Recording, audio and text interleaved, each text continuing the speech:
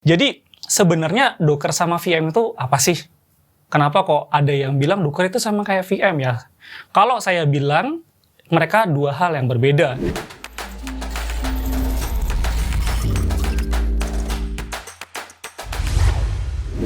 Halo teman-teman, pada video kali ini kita akan membahas tentang Docker. Kalau menurut teman-teman sendiri Docker itu apa sih? Bedanya Docker dengan VM itu apa? Nah, sebelum kita bahas lebih lanjut, bagi yang merasa video ini sangat bermanfaat nantinya, silakan like ataupun share. Dan jika kamu merasa channel ini sangat bermanfaat, silakan subscribe. Karena dengan subscribe, teman-teman akan mendapatkan informasi-informasi terbaru tentang channel ini. Nah, ngomong-ngomong soal Docker nih. Jadi, sebenarnya Docker sama VM itu apa sih? Kenapa kok ada yang bilang Docker itu sama kayak VM ya? Kalau saya bilang, mereka dua hal yang berbeda. Kasarnya seperti ini, kalau VM, dia membutuhkan dedicated hardware yang jelas, yang pasti gitu. Tapi kalau Docker enggak. Itu ya, intinya seperti itu. Nah, tapi kalau teman-teman ingin tahu lebih jauh, teman-teman bisa bisa search.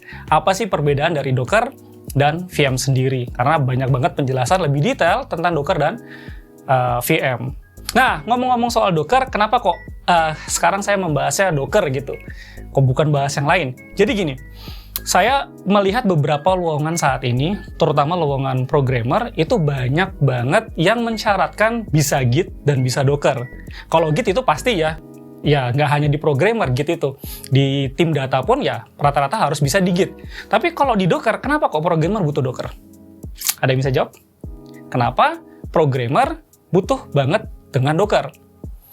Sederhananya gini, bagi yang teman-teman sudah mendevelop aplikasi, contohnya PHP 5 dengan PHP 7, atau Node.js version sekian dengan sekian, atau Python 2 dengan Python 3, pasti ada merasa, oh ya itu memiliki perbedaan jauh gitu, environment-nya beda jauh, terutama yang 5 dengan 7, dari sisi PHP gitu, bahasa pemrograman PHP. Dan itu sangat berimpact ketika teman-teman ingin menginstal aplikasi yang sudah ada, ingin teman-teman kembangkan, terus teman-teman ingin instalasi di PC teman-teman, maka teman-teman kan harus setup tuh. Nah, proses setupnya itu yang memakan waktu cukup lama. Padahal teman-teman hanya ingin aplikasinya tuh running di laptop atau di PC teman-teman. Nah, di sini Docker masuk tuh. Docker masuk dengan membundling environment, aplikasi, dan hal-hal kebutuhan lainnya yang ada di aplikasi. Gitu. Jadi dia membundling. Ketika membundling itu teman-teman cukup get image, bikin kontainer, jalanin kontainer, jadi aplikasinya. Nggak perlu setup environment dan otomatis memangkas waktu cuma untuk ngetes instalasi di PC teman-teman. Gitu. Jadi cukup bermanfaat banget nih soal Docker. Terus kalau misalkan ada nggak sih impact ke gaji gitu? Nah, biasanya kan teman-teman nanya kayak gitu. Soalnya bagi yang merasa udah belajar sesuatu, pasti ingin dapat impact juga. Jadi gini, karena banyak lowongan yang sudah mensyaratkan Docker, pasti kalau kita memiliki skill tambahan, kita bisa Docker, itu akan menjadikan impact juga. Jadi, beberapa lowongan Docker itu gajinya pasti ya di atas dengan gaji standar yang biasanya. Sederhananya gini, misalkan gajinya tuh 5 juta gitu ya. Ini kasar-kasaran aja, kita coba di standar aja. Misalkan gajinya 5 juta gitu. Terus ada kebutuhan yang harus bisa Docker gitu. Harus bisa Docker, biasanya ada tambahan plus di situ. Dia tidak hanya 5 juta. Misalkan standar gaji mid itu 5 juta, ini enggak. Mungkin bisa 5,5 ataupun 6. Ada tambahannya di sana. Karena nggak semua orang pun juga bisa Docker. Dan di situ teman-teman yang mau belajar Docker bakal bisa mendapatkan impact-nya. Gitu. Nah, di sini saya akan mengutip kalimat dari teman saya. Jadi teman saya ini teman kerja saya di tim suhu gitu. Jadi dia bilang control the ship, not the sea. Nah, control the ship, not the sea. Jadi teman-teman pasti punya impian yang besar gitu ya.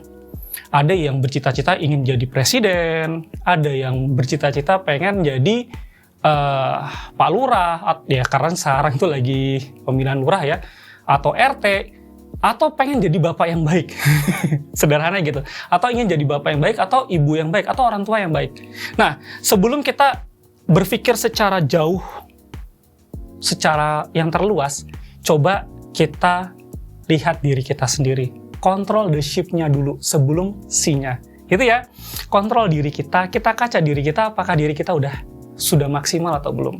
Gitu. Jadi buat teman-teman juga yang mau belajar Docker, itu pun juga sama. Teman-teman bisa melihat sebenarnya Docker ini sejauh apa sih bisa menguntungkan saya di dunia kerja. Karena kalau kita lihat, itu menguntungkan banget pastinya. Oke, dari saya itu saja. Sampai ketemu di video selanjutnya. Ingat, video selanjutnya itu kita akan membahas tentang Learning Path Docker.